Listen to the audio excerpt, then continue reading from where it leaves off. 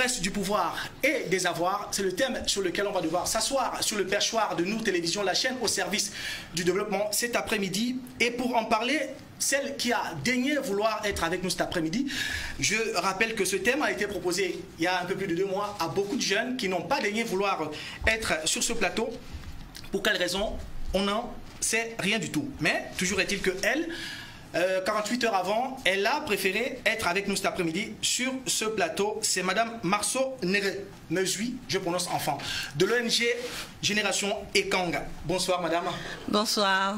Merci de nous faire l'amitié, l'honneur et le privilège d'être sur le plateau. C'est vrai qu'on vous a contacté il y a seulement à peine 48 heures, mais vous avez quand même fui entre guillemets le thème. Alors, Génération Ekang, c'est quoi effectivement Génération Ekang? Génération Ekang, c'est une association socio-culturelle qui fait la promotion des usages et des coutumes au niveau de la terre gabonaise, mais en se focalisant surtout sur la culture Madona, c'est-à-dire la culture fan, abusivement appelée fan, mais en réalité la culture Ekang, la culture de la langue Ati. La langue Ati. Et on sait que les Ekans ne sont pas qu'au Gabon et que votre association a pignon sur rue aussi dans d'autres pays de la sous-région. Oui. Notre association a des appuis au niveau du Cameroun, au niveau de la Guinée équatoriale et participe à des festivals dans ces États également. Notre association a pour but de faire la promotion surtout de la langue, en fait, de l'inculquer aux générations présentes pour qu'elles ne puissent pas disparaître et de transmettre un peu les acquis que nous avons retenus du savoir ancestral. Savoir ancestral. Parce qu'on dit souvent un homme sans culture, c'est comme une rivière sans eau. C'est très intéressant déjà ce que vous faites. Alors, je ne sais pas, provocateur en quoi, mais alors est-ce que la jeunesse aujourd'hui africaine, elle est prête à prendre la relève? Quand j'ai reçu le thème, j'ai d'abord rigolé. D'accord, qu'est-ce que vous a fait rigoler? J'ai rigolé parce que je me suis rendu compte que nous sommes en train d'aborder une conséquence. Ouais. Sans regarder d'abord un fondement, sans regarder d'abord des causes. Des causes.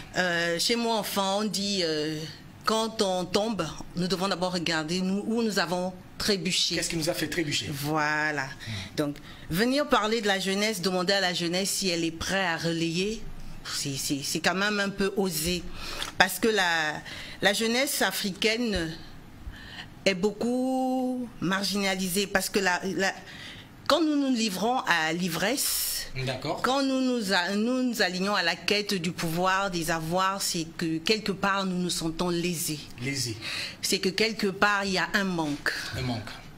Que nous cherchons à combler. Et selon vous, c'est quoi le manque? Le manque est à tout niveau, à tous les niveaux. Au niveau du Gabon, je vais d'abord m'apaisantir sur le cadre éducatif. Ok. C'est tellement triste et désolant de voir l'éducation gabonaise actuellement. Pour avoir une éducation gabonaise du point de vue académique. Académique, d'accord. Voilà. Je voulais vous demander, est-ce que c'est la vie de l'école? Non, l'école académique. Voilà, académique. Au niveau du Gabon, actuellement, il faut avoir des moyens, pour avoir une éducation de qualité. Voilà, il faut avoir des moyens, il faut avoir des assises en fait. Mais la majorité des Gabonais n'entrent pas dans ce cadre. Ça fait déjà une marginalisation dès le début. D'accord. Mais la plus belle femme du monde ne peut donner ce qu'elle a reçu. Tout à fait. Donc cette jeunesse gabonaise qui n'acquiert pas cela, parce que nous voyons des effectifs pléthoriques, des écoles dites gratuites, parce que pour accéder à l'éducation au niveau du Gabon, il faut aller dans des domaines privés, des domaines conventionnés, des domaines ceci, et cela est visible même même au niveau même de la maternelle.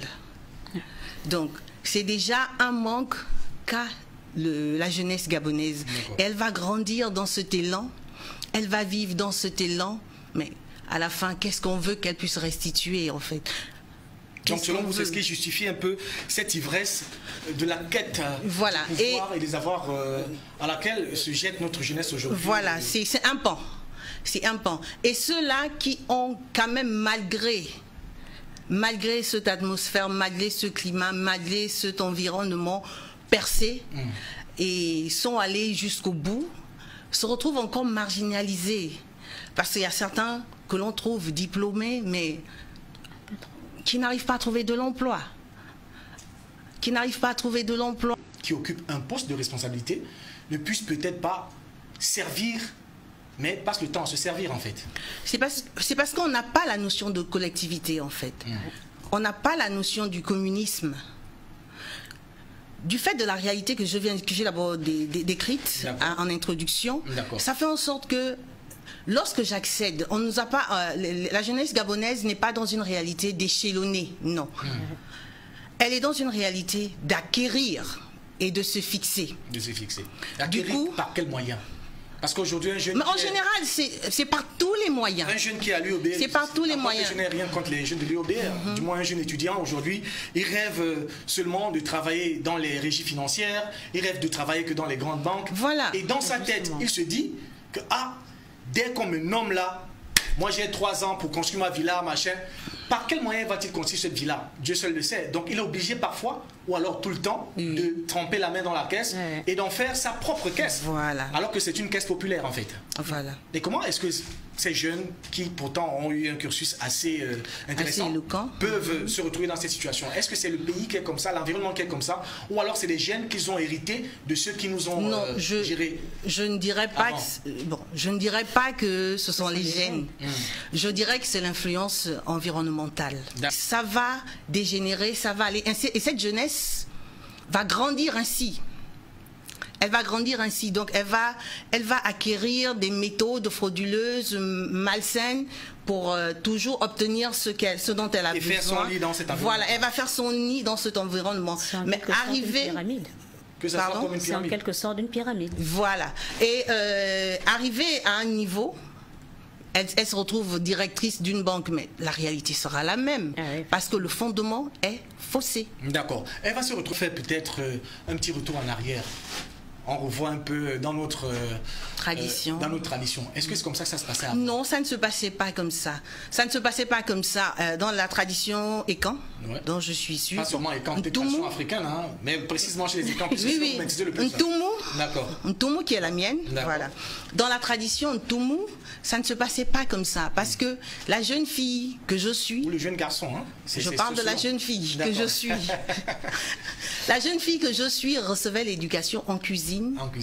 En forêt, voilà. Donc je connaissais déjà mes limites. En forêt, c'était quoi? Vous faisiez les plantations, voilà. Reconnaissait, avait déjà ses acquis, elle connaissait ses limites, elle connaissait ses interdits. Mais de nos jours, ce n'est plus le cas. Ce n'est plus le cas. Donc ça veut dire que cet enfant recevait toujours une éducation. Ce n'est plus le cas. Les familles monoparentales sont versées. La plupart des enfants actuellement vivent dans des familles monoparentales où le père et la mère sont la même personne. Où la mère joue le rôle du père. Voilà, le père et la mère sont la même personne. La maman joue les rôles des deux. Mais cet enfant, elle n'a qu'une seule entité. Et à un certain niveau, l'enfant a besoin d'une autorité paternelle, mais elle ne l'a pas. Alors que jadis, pour revenir à nos usages et coutumes, voilà, jadis, cet enfant qui est né d'une mère dont on méconnaît le père avait une autorité paternelle automatiquement, qui peut être son grand-père ou son oncle. Donc sa mère n'a été qu'une mère porteuse en fait. Donc ça veut dire que l'éducation de cet enfant est concis, est précis et net.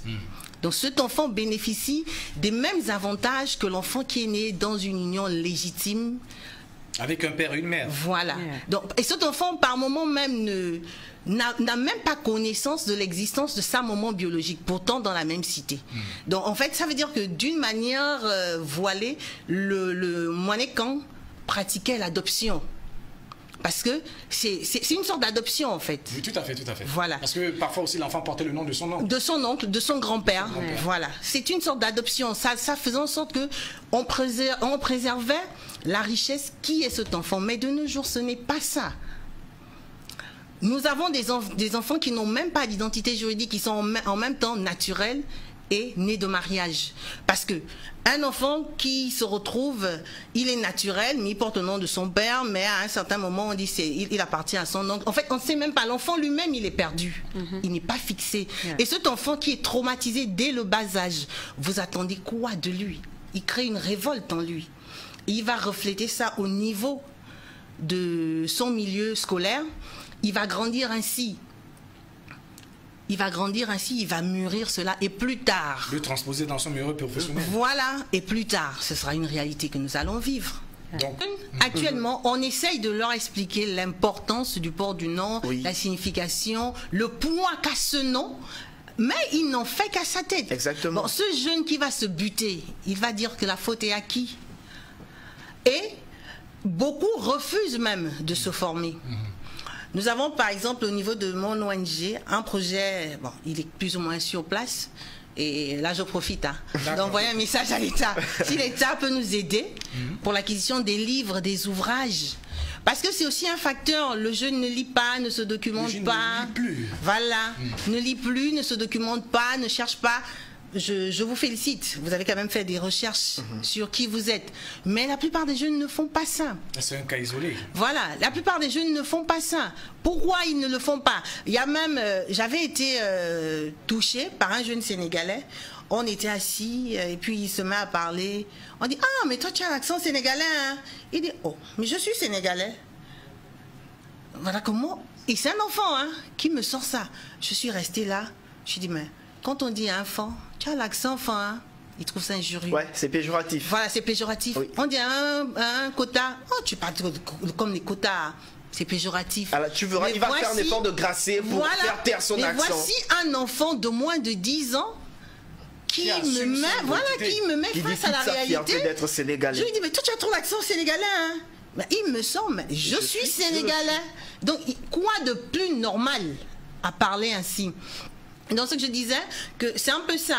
Si ce sont les vieux qui n'enseignent pas, au niveau de nous, notre ONG Génération Écran, on a une bibliothèque et nous demandons aux bienfaiteurs, à l'État, s'il peut nous aider à avoir des ouvrages. Ainsi, on peut les faire lire aux enfants de manière même gratuite, puisque nous faisons de formations plus ou moins gratuites. Mais de toutes les façons, si vous recevez gratuit, donnez gratuit. Oh, voilà, et on a déjà un local qui peut acquérir tout cela.